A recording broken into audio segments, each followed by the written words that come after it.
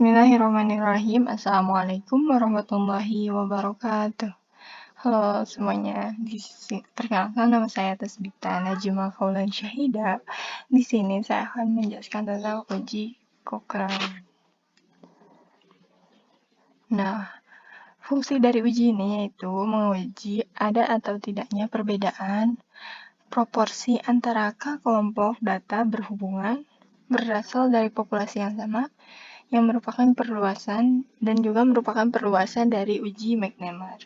Nah, untuk spesifikasinya, data observasi berskala ukur nominal dikotomi, misalnya sukses gagal, hidup mati, menang kalah, dan lain-lain. Nah, untuk statistik ujinya, untuk sampel besar, Q mendekati distribusi C kuadrat dengan DB sama dengan K dikurangi 1, di mana K merupakan jumlah kelompok sampel. Maka Q dihitung dengan rumus dengan GJ sama dengan jumlah seluruh sukses dalam kolom ke J dan LI sama dengan jumlah seluruh sukses dalam baris ke I. Nah, nol ditolak jika nilai Q hitung lebih besar dari sama dengan nilai Q tabel atau p-value lebih kecil dari sama dengan alpha. Nilai Q tabel diperoleh dari tabel distribusi C-square. Nah, untuk contoh kasusnya di sini ada seorang peneliti tertarik untuk mempelajari pengaruh keramahan seorang pewawancara atas jawaban ibu rumah tangga dalam suatu survei pendapat. Nah, pewawancara dilatih untuk melakukan 3 jenis wawancara, yaitu wawancara pertama menunjukkan perhatian, keramahan, dan antusiasme. Untuk wawancara kedua menunjukkan keformalan, kehati-hatian, dan kesopanan. Dan untuk wawancara ketiga menunjukkan ketiadaan perhatian, keterburu-buruan, dan keformalan yang kaku. Nah, pewawancara ditugaskan untuk mengunjungi 3 kelompok yang masing-masing terdiri dari 18 rumah dan diminta untuk menggunakan teknik wawancara pada satu kelompok, wawancara kedua pada kelompok yang lain, dan wawancara ketiga pada kelompok sisanya. Dengan demikian, kita akan mendapatkan 18 himpunan ibu rumah tangga dengan 3 ibu rumah tangga yang akan dipasangkan dengan setiap himpunan. Jadi ada sebanyak 3 sampel berpasangan. Nanti Asabi kasih tahu. Nah, ingin diuji apakah perbedaan antara ketiga jenis wawancara itu mempengaruhi banyaknya jawabannya yang diberikan pada butir tertentu oleh ketiga kelompok yang dipasangkan itu dengan menentukan taraf signifikansi 1%. 1 untuk jawaban iya dan 0 untuk jawaban tidak. Nah, ini ada tabelnya ya. Pasangan 1 itu ada wawancara. Nah, untuk hipotesis uji Cochrane ini di sini ini udah ada tabelnya ya. Yaitu kayak dijumlahin gitu. Terus habis itu untuk hipotesis statistiknya H0 adalah V1 sama dengan V2 sama dengan V3. Nah, ini peluang jawaban dia sama pada 3 jenis wawancara. Untuk H1 adalah V1 bukan sama dengan V2, bukan sama dengan V3. Peluang jawaban dia tidak sama pada 3 jenis wawancara. Nah, untuk alfanya 1%.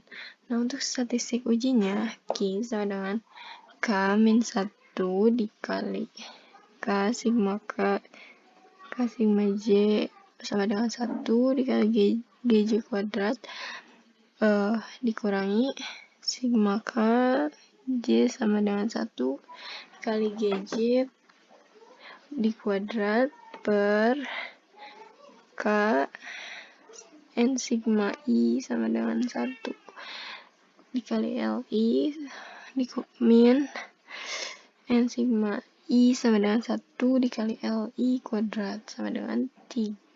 Lalu kita masukin ya nilainya. Nah, untuk nilai 3 itu dari K. Nah, kurangi 1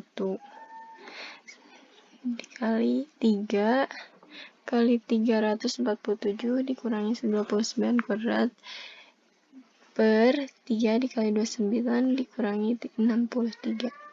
Nah, hasilnya 16,67.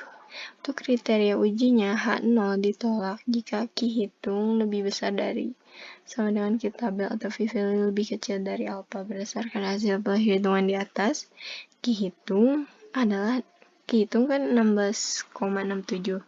Nah, lebih besar dari sama dengan 9,21. Maka H0 ditolak. Kenapa ditolak? Karena untuk hitungnya itu lebih besar daripada Q tabelnya. Nah, ini untuk hasil SPSS-nya.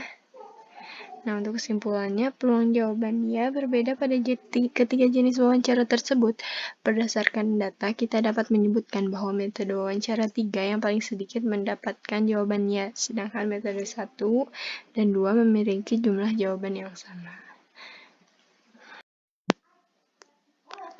Untuk SPSS-nya di sini kita langsung masukin datanya, yaitu yang pertama ada wawancara 1, lalu wawancara 2, dan wawancara 3. Nah, untuk values-nya kita isi dengan yang 0 untuk tidak dan 1 untuk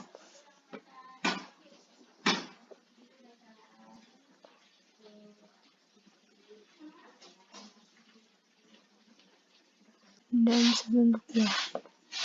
Oke, ini juga sama ya.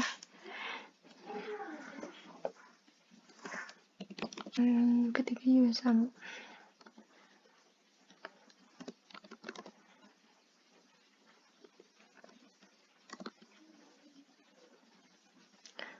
Nah, setelah itu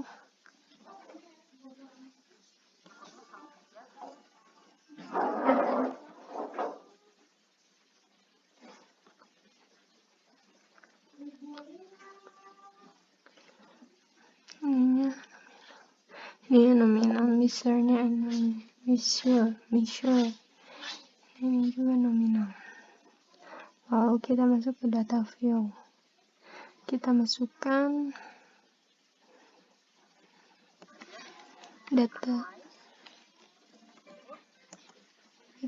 datanya ya.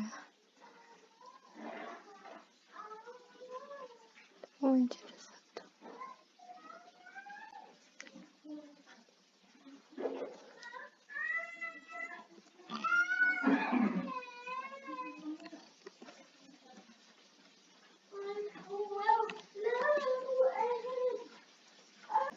Nah, jika sudah dimasukkan datanya, kita lanjut ke analyze. Lalu kita masukkan non-parametric test.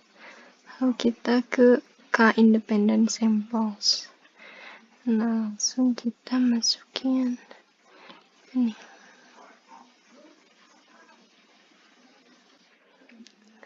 Setelah itu kita masukin ya ini. Tiga-tiganya ke test variable list.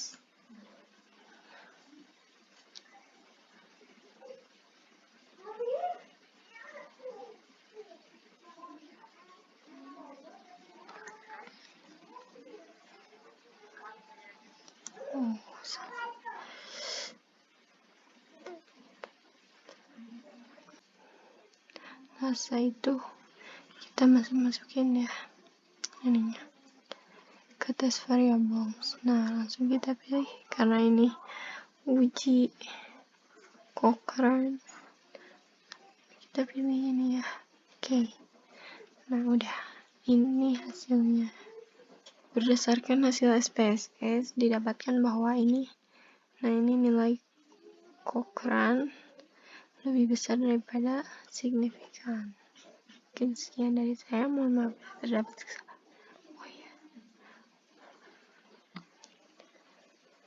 Nah, terdapat nilai Cochrane.